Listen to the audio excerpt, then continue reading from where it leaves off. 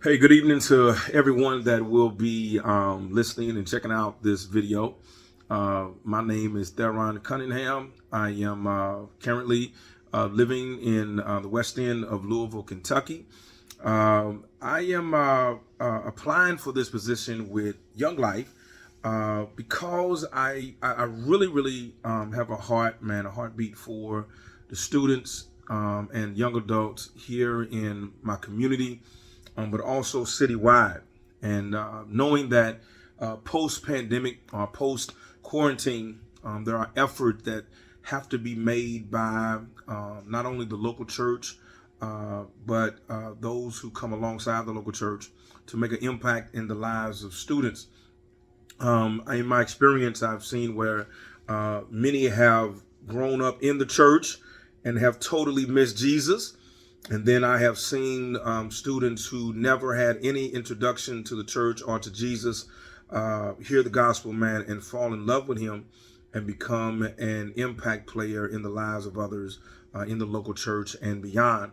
And so I know that there's much work to do, and you know we want to gather as many people as we can to make that work happen. I currently serve as a coach and mentor with an organization called 15K, 15,000 Degrees Initiative. And it is pretty much what the title says, that the specific goal is to engage seniors who are falling behind in their progression to graduate from high school.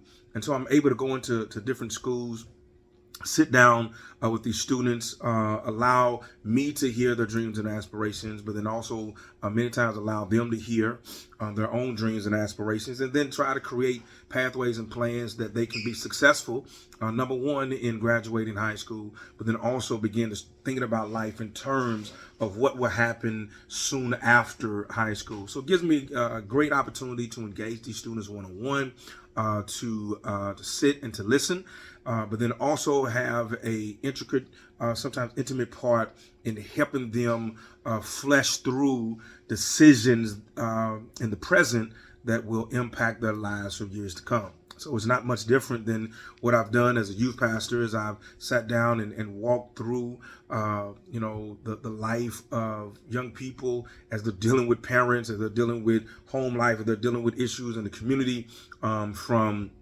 school to gang life to violence to issues of self-worth, and to sit down and to hear them talk about themselves, hear about their struggles, but also hear about the promises that they believe come from God, and then promises that they want to make themselves, to engage their purpose, and how they are to move forward. But then also sit down and talk with them about how some of them have absolutely no idea how the person work Jesus will impact their lives, and then we talk about that introduction, and begin to talk about how that can be a true part of their lives. But then also in the past, working as a youth pastor, man, walking through those who have committed to Christ and how they enhance that living, how do they become disciples, and how they walk out these student, I say teen and young adult years of their lives following Jesus. So been a wonderful work.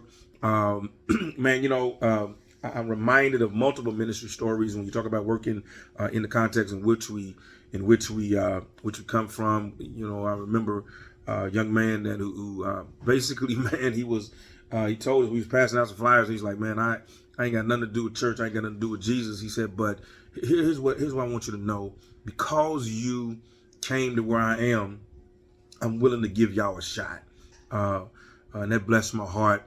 I remember years ago going to a school, visiting a young man who had visited our youth group, and I was visiting him in school. And when the teacher heard that a preacher from the community was coming to visit that particular student, she ran to the door of the classroom, and she said, "I had to meet you." She said, "Because if he comes to church, I may have to visit your church because I got to see what y'all preaching and teaching. And I said his activity or his behavior is not indicative of what we preach and teach at our church.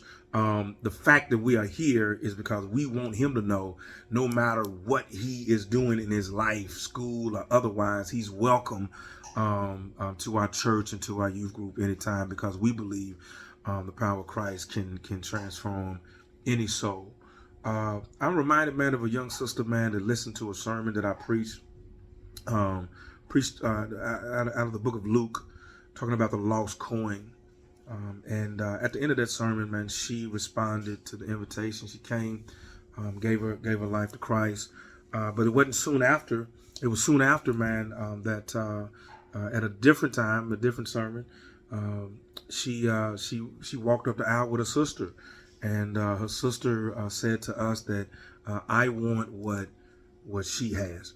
And so we, just walking through this life, man, of, not only things happening in the church, but in the community, man, walking through life and having to deal with the repairing of my own heart of young people that I've had to eulogize, young people I've had to pray with and walk with, man, after their life choices have ravaged their life. And but then also, man, just giving support to young adults. As a young lady, man, came by the house the other day, blessed my wife and I with a visit, reminding us of the divine connection that we have, but then also reminding us of the work, man, that God has allowed us to do, and that it actually impacted and is still impacting her life.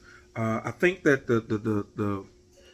the experience that I've had in dealing with students and young adults in the city can be an enhancement to those who are entering into the work now, can pour into them what has been successes and failures for me in ministry, and help others come alongside Young Life, future staff and present staff, help them understand some of the nuances of working in the context in which we're looking to serve. But then also looking to be one who wants to, as I've always said, I want to work with students and young adults because I want to be a part of not only pouring in the gospel into the present heart of students, but I also want to be one who now helps preserve it so that they take it into the future. And so some of the things I've done in the past I think will be helpful, but then also some of the nuances and things that I've learned here presently, trying to keep my finger on the times, can be an aid to those who are coming into the ministry and what we're going to do now post quarantine. Well, man, I hope this is helpful and gives a little insight into into what will be helpful going into our interview. Man, you all be blessed and look forward to seeing you soon. God bless.